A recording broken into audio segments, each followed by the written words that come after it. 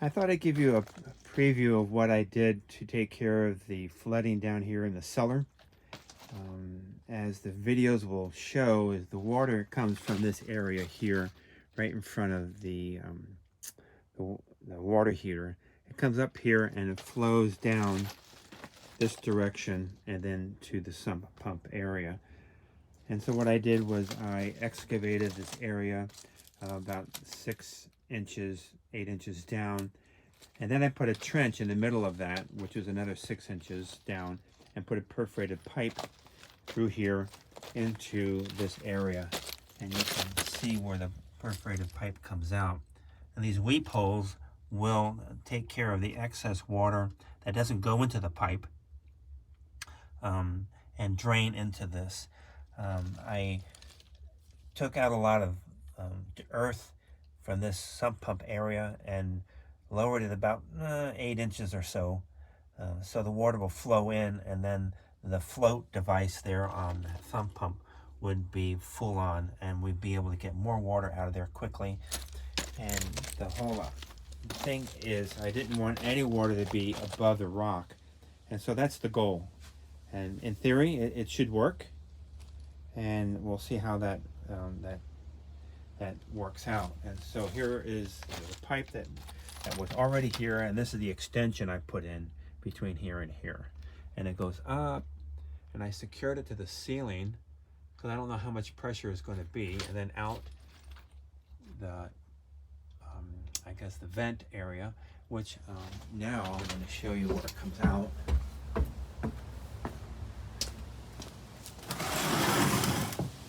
So it comes out here and is attached there. Can you see that? And also it's attached here. I'm not sure what kind of pressure it is. It pumps out really well. Does a nice job. And so it's angled so it will flow out this direction to the street. So that's the plan, and we'll see what happens with it, and I'll keep you posted.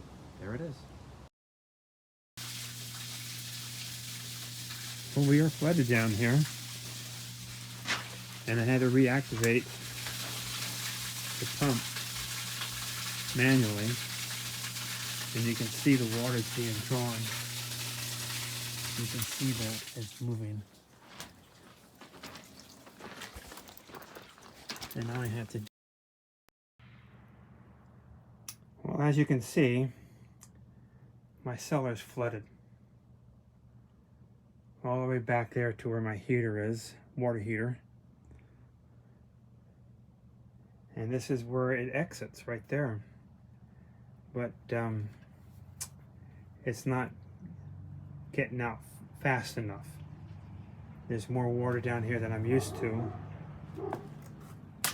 And on top of that, there's wood chips that might clog the sump pump. And so I'm learning all about sump pumps and about taking care of things in this environment. Anyway, I bought a new sump pump, and I'm going to use this as a backup. Heavy duty, guaranteed for 3 years, 3 to 5 years. And so this one needs a backup because it's been around for, it seems to be over 12 years.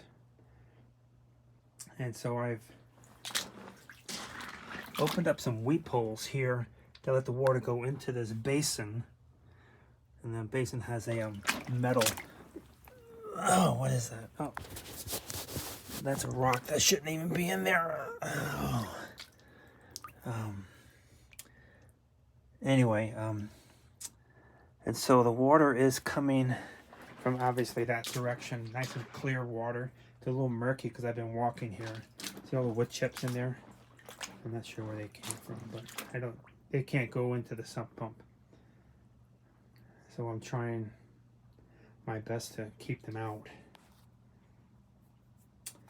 Anyway, I have to probably put more stone down here and lift up my racks so this can do the right thing. Because what's happened is that the sump pump is too tall in there. So it's going to go up another inch, maybe 2, before it activates. And that means this water here is still going to be standing. So if I can lower the sump pump or lift the floor up higher, so the sump pump could be in a lower position, and then I can get this water out quicker. So, wasn't prepared for this. Some of the perils of being in the mountains, especially in Dunsmuir. There's supposed to be 7 streams flowing through Dunsmuir. I think this is number 8. I just found number 8. So I'm not sure what I'm going to do at this point. See how that activates and take it from there. There you have it. Well, there it goes. You can see it moving.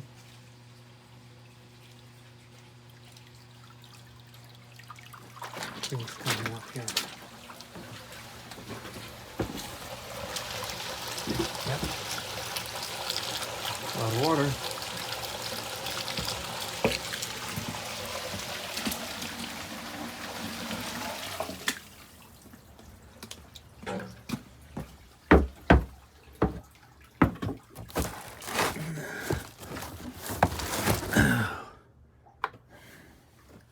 And see how fast that filled up?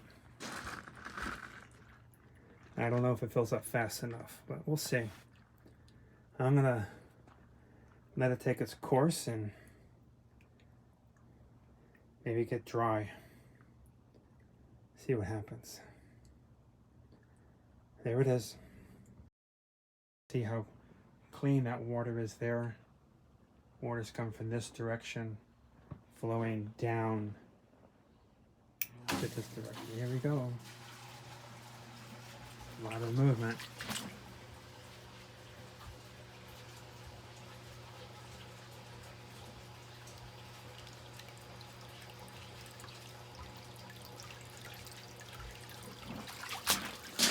And you can see water coming in on both sides. A lot of water going out.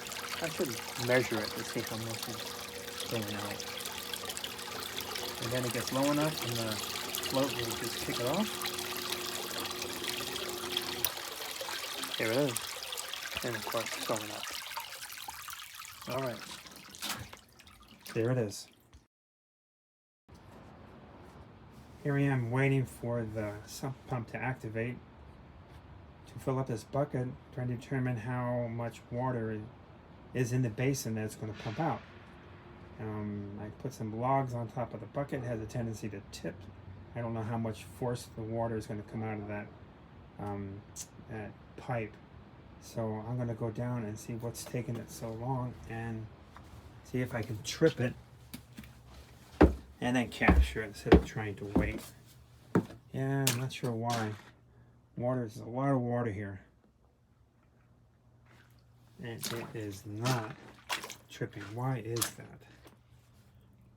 Waiting for the pressure to get higher and higher? Or maybe something's wrong with it. Let's see. There it is.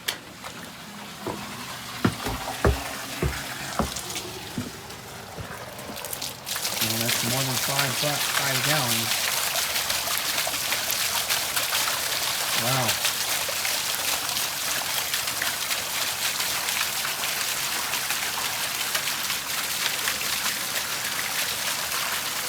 How many gallons would you say that was?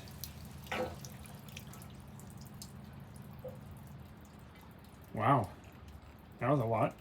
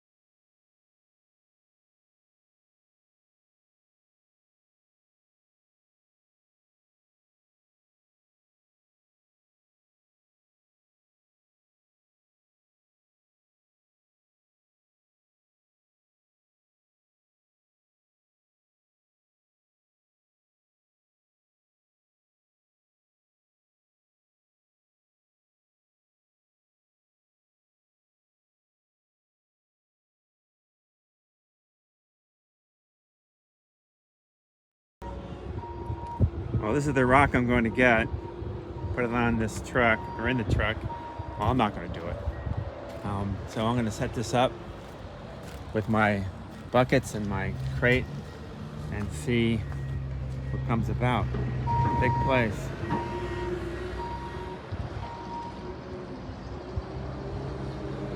Where's all that smoke from all the fires in the west of us? Can't even see Black Butte, let alone Mount Shasta. Oh, there you have it. And what I did is I'm using these buckets and crates, and so they dump it in the bed of the truck. It'll be filled up, and then I just have to haul it out. I didn't do it so good the first time there because you can see I got to put it in the middle where the majority of the stone goes. But for now, this works for me, and I had to go get another load. So I'm going to put it right in the middle, and I'm going to take advantage of the buckets. All right, there you have it. Well, they just filled it up. I should have put the buckets in the middle, horizontal. Live and learn. But this is a really big place. A lot of land, a lot of stuff here. Wow. There's that rock. And I'm about to go home and do some work. All right, there you have it.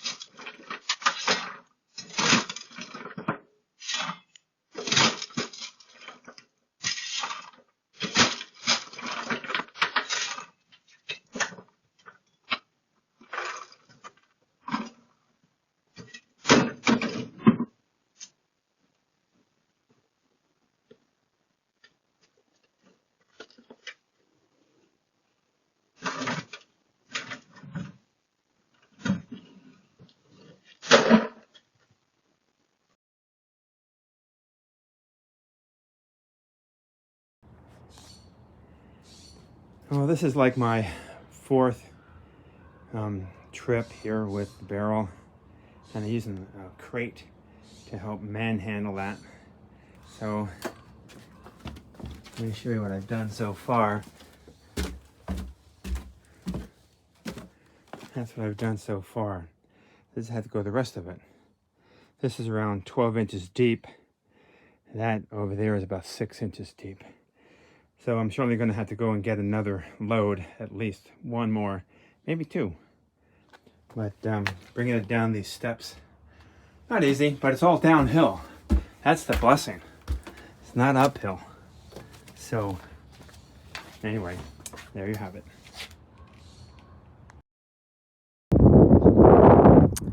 Well, here I am for my second load. This time I put the buckets in the middle. I certainly don't need a full one of their buckets, but we'll see what I can get here. I just need like a half a yard, I think it's called.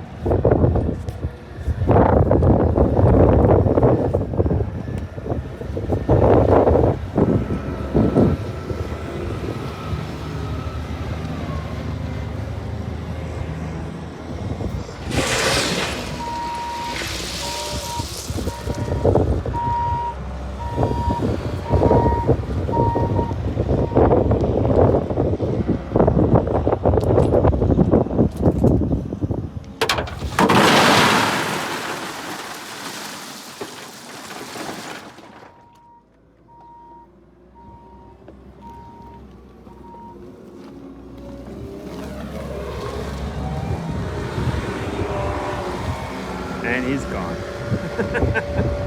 That's a lot of stone. It'll be enough though. All right, there you have it.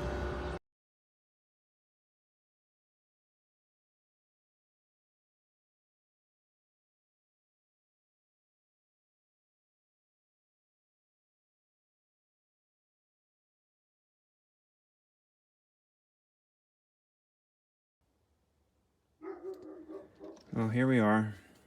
Last couple phases of the sump pump. I got the cement in on the sides, took that box out, and put gravel on the bottom. Now I'm going to put about an inch and a half of cement on the bottom and seal this puppy up from the cellar itself. And then the sump pump will go in, which is that right there. And I'm going to have to redo the top part there because it's extended down further. So there's my perforated pipe and all the weep holes that are around it here, as you can see. So yeah, doing good. There you have it.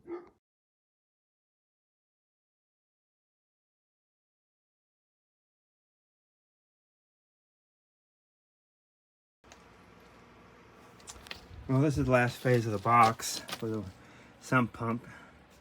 And so you can see this cement is blocking out any of the gravel and dirt on the outside of this box.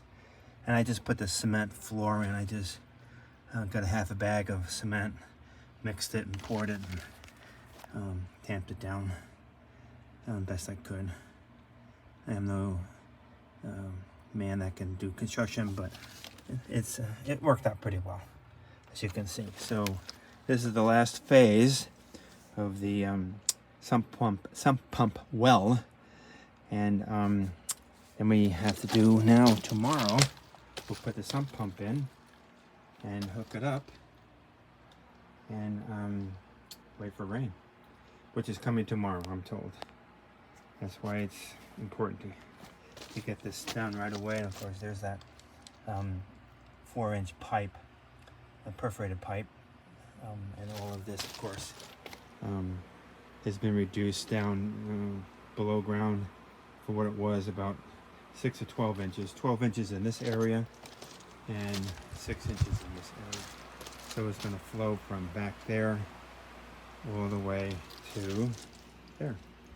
That's the plan. All right, there you have it.